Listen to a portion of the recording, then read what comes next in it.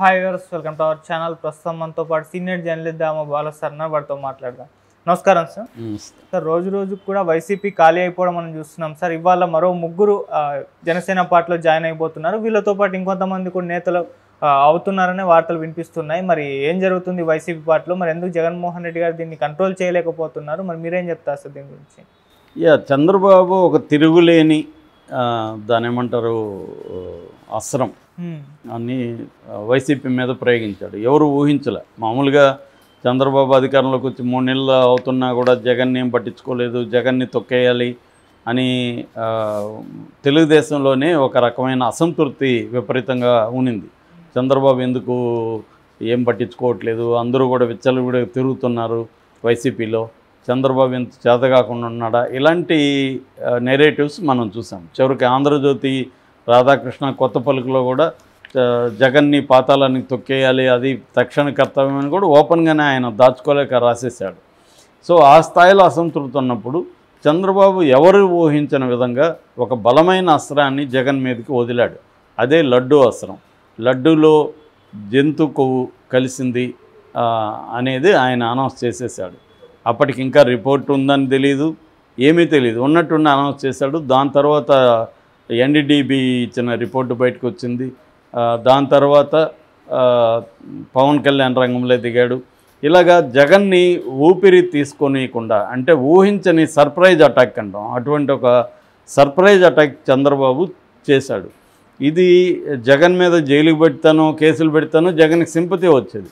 కానీ చంద్రబాబు ఊహించని clever intelligent attack ఏదైతే ఉందో ఇది జగన్ని కంప్లీట్గా డిఫెన్స్లో పడేసి, జగన్కి ఎలా రియాక్ట్ అవ్వాలో దీని పట్ల అర్థం కాలేదు. జగన్ వైపు నుంచి ఎవరు రియాక్ట్ అయ్యారు? ఫస్ట్ వైవి సుబ్బారెడ్డి అయ్యాడు. ఆయన కూడా ఏమయ్యాడు? నిరూపించను, ఇంకోటి ఛాలెంజ్ చేస్తాను అనట్లే. ఫస్ట్లో ఆయన ఏమన్నాడు? నేను ప్రమాణం చేస్తా, భార్య బిడ్డలతో వచ్చి నువ్వు చేయన్నాడు. ప్రమాణాలతో తెగేది కాదు కదా ఇది. అబద్ధం చెప్పి కూడా మనం ప్రమాణం చేయొచ్చు, ఏమవుతుంది? కాబట్టి రియాక్ట్ అవ్వల. చివరికి జగనే రంగంలో దిగాల్సి వచ్చింది. మామూలుగా అయితే వైసీపీలో ఒక డజన్ మంది రంగంలో దిగి అటాకులు మొదలు పెడతారు. నానీలు 2-3 నానీలు, తర్వాత రోజా, తర్వాత అంబటి రాంబాబు, బొత్స సత్యనారాయణ, ఇలాగ ఒక 10 మంది రంగంలో దిగుతారు. కానీ ఇక్కడ ఈసారి ఎవరు రంగంలోకి దిగలేదు. ఓన్లీ వైవి సుబ్బారెడ్డి, జగనే ఉన్నారు బిగినింగ్లో. అప్పటికి లేట్ అయిపోయింది. దాని తర్వాత భూమన కరుణాకర్, నిజానికి ఆయన ముందు దిగి ఉండాలి. ఎందుకంటే ఆయన టీటీడీ చైర్మన్గా తర్వాత మొన్నటి వరకు ఆయనే కదా ఉన్నాడు, తెలుగుదేశం గవర్నమెంట్ రాకముందు. వైవి సుబ్బారెడ్డి అంతకుముందు ఉన్నాడు. సో ఆయన రంగంలోకి రాలేదు. రోజా వీళ్ళందరూ తర్వాత మెల్లగా వచ్చారు. సో జగన్ రంగంలో దిగి జగన్ ఏం చేయాలో తెలియక జగన్ లెటర్ రాశాడు. ఆ లెటర్లో ఏం రాశాడు? మీ బీజేపీ మంత్రులు రికమెండ్ చేసిన వాళ్ళు అందరూ టీటీడీ బోర్డులో ఉన్నారు కదా, వాళ్ళకి తెలియదా వాళ్ళు ఏం చేస్తున్నారని అది రైట్కి వచ్చింది జగన్ అడగడం. ఎందుకంటే టీటీడీ బోర్డు తెలియకుండా ఇట్లాంటి కల్తీ వస్తుందా?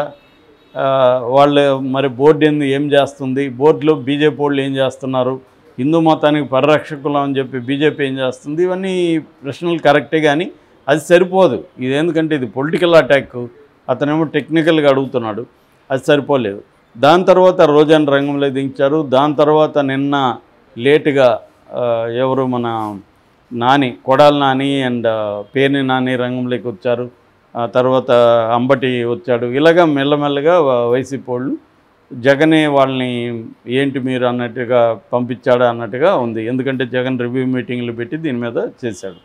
సో ఇదంతా సరిపోవట్లేదు. అంటే తెలుగుదేశం చంద్రబాబు విసిరిన అస్త్రాన్ని తట్టుకోవడానికి రెడీగా లేరు, వాళ్ళు బలహీనంగా ఉన్నారు. ఇది నేషనల్ వైడ్ పేరప్ అయిపోయింది. హిందూ సంఘాల రంగంలో దిగాయి.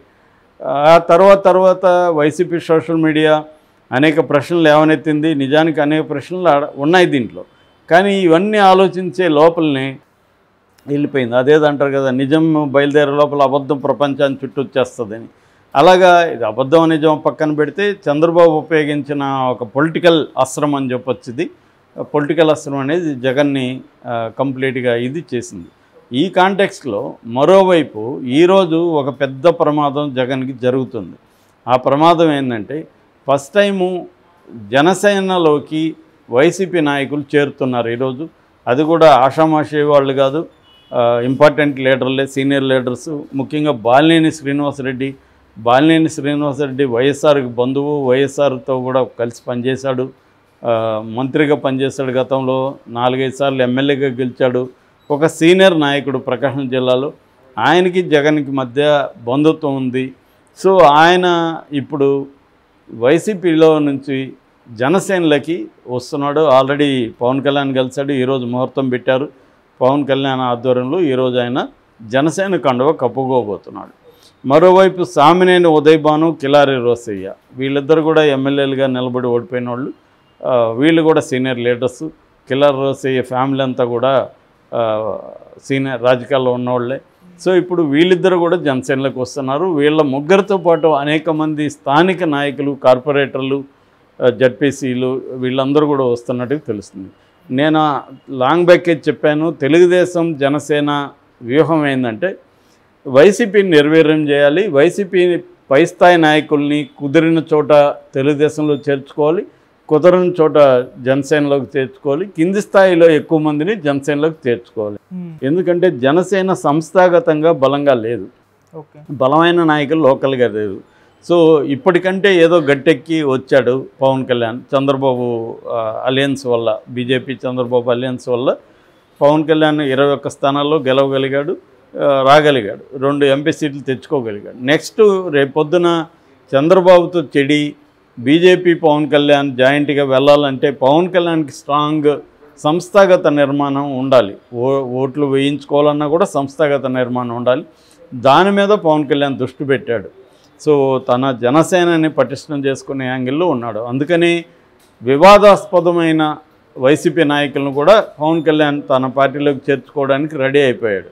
మామూలుగా అయితే బాలినేనికి దామచర్ల జనార్దన్ కావచ్చు, అక్కడ తెలుగుదేశం ఇన్ఛార్జి కావచ్చు, వీళ్ళందరూ చాలా సివియర్గా అతని పట్ల వ్యతిరేకిస్తున్నారు. నిన్న కూడా జనసేన బ్యానర్లు పెడితే కూడా ఇతని ఫోటో ఉంటే చించేశారు. తీవ్రంగా ఉన్నారు అతని పట్ల. మేము పవన్ కళ్యాణ్ కూడా నిలదీస్తామన్న పద్ధతిలో తెలుగుదేశం నాయకులు కానీ ఈవెన్ జనసేన నాయకులు కూడా, ప్రకాశం జిల్లా జనసేన నాయకులు కూడా వ్యతిరేకంగా ఉన్నారు. ఎందుకంటే గతంలో వైసీపీ ఎన్ని అరాచకాలు చేసిందో మనకు తెలుసు. తెలుగుదేశం మీద, జనసేన నాయకుల మీద వైసీపీ అరాచకాలు 5 ఏళ్లలో విపరీతంగా జరిగాయి. సో వాళ్ళ అరాచకాలకు గురైన వాళ్ళు ఇవాళ వాళ్ళ అనుచరులుగా ఉండాలంటే చాలా కష్టంగా ఉంటుంది నాయకులు. అందుకని దాన్ని తీవ్రంగా వ్యతిరేకిస్తున్నారు. అయితే ఇది జగన్కి మాత్రం ఖచ్చితంగా పెద్ద దెబ్బే అని చెప్పాలి. ఆల్రెడీ అక్కడ నెల్లూరు కానీ ఒంగోలు ఈ ఏరియాల్లో బలమైన రెడ్లంతా జగన్ని వదిలి వెళ్ళిపోయారు. సో ఓవరాల్గా రెడ్డి సామాజిక వర్గమే జగన్ వెంట లేనప్పుడు ప్రజలు ఎందుకు ఉండాలా, మిగతా వాళ్ళు ఎందుకు ఉండాలా అన్న ఒక నెరేటివ్ కూడా జనంలోకి వెళ్ళింది. అందుకని జగన్ ప్రవేశపెట్టిన సోషల్ ఇంజనీరింగ్ అనేది కంప్లీట్గా ఫెయిల్ అయింది. అయితే దీని పట్ల జగన్ ఎలా స్పందించాడంటే నిన్న ప్రెస్ మీట్లో ఆయన మాట్లాడుతున్నప్పుడు అడిగారు, ఇట్లా సీనియర్ నాయకులు, పెద్ద నాయకులు వెళ్ళిపోతున్నారు కదా అడిగితే ఆయన చాలా అది సగం లేసేసి మనిషి పైకి యా సీనియర్ లీడర్ అమ్మా, పోతే పోనీలే మళ్ళీ వస్తారు అనేసి క్యాజువల్గా వెళ్ళిపోతున్నాడు. తర్వాత ఏమో మన పేర్ని నాని, ఆయన కూడా వైసీపీలో శాశ్వతంగా ఉండేది ఇద్దరే, మిగతా వాళ్ళంతా మధ్యలో వచ్చిపోతుంటారు. ఆ ఇద్దరు ఎవరంటే, 1 కార్యకర్తలు, 2 జగన్, వీళ్ళిద్దరే వైసీపీలో ఉంటారు పర్మనెంట్గా, మిగతా వాళ్ళంతా వచ్చిపోతున్నారు. టెక్నికల్గా కరెక్టే, వైసీపీ అనే కాదు, ఇక్కడ ఫర్ ఎగ్జాంపుల్ ఇక్కడ మనం బీఆర్ఎస్ తీసుకున్నా అదే పరిస్థితి కదా. రీజనల్ పార్టీలో నాయకులకు దగ్గరగా ఉన్న వాళ్ళు మాత్రం ఉంటారు తప్ప మిగతా అంతా వాళ్ళు జంప్ అయ్యేది అనేది కామనే. కానీ అది కామన్ అయినప్పటికీ కూడా ఖచ్చితంగా ఇది నష్టమే. ఎందుకంటే వైసీపీని వివిధ ఏరియాల్లో ఉన్న స్ట్రాంగ్ లీడర్షిప్ అంతా వీడితే మళ్ళీ లీడర్షిప్ని నిర్మించుకోవడం అంత ఈజీ కాదు. లీడర్లు ఏమి గాల్లో నుంచి రారు, ప్రజా పోరాటాల నుంచి దీని నుంచి వస్తారు. వాళ్ళని డెవలప్ చేసుకోవడం కష్టమే. కాకపోతే ఈ మెయిన్ స్ట్రీమ్ రాజకీయాల్లో ఉన్న ఇంకోటి ఏంటంటే, నువ్వే లీడర్లను తయారు చేసుకోవాల్సిన అవసరం లేదు, నువ్వు కొనుక్కోవచ్చు, అవతల వాళ్ళ దగ్గర నుంచి లాక్కోవచ్చు, ఇవన్నీ కూడా సాధ్యం. కాబట్టి వీళ్ళే లీడర్లను తయారు చేసుకోవాల్సిన అవసరం కూడా, తయారంటే కష్టం, లాక్కోవడం ఈజీ కదా. ఆల్రెడీ తయారై ఉంటాడు, అటుపక్క ఉంటాడు. అది అవ్వాలన్నా కూడా నీ పార్టీకి హోప్ రావాలి. జగన్ గెలుస్తాడన్న ఇది జనంలోకి తీసుకురాగలిగితే అప్పుడు వేరే పార్టీల నుంచి జగన్తో చేరుతారు, లేదా తన వెళ్ళిన వాళ్ళు మళ్ళీ గర్వాప్సి ఇంటికి వస్తారు. మరి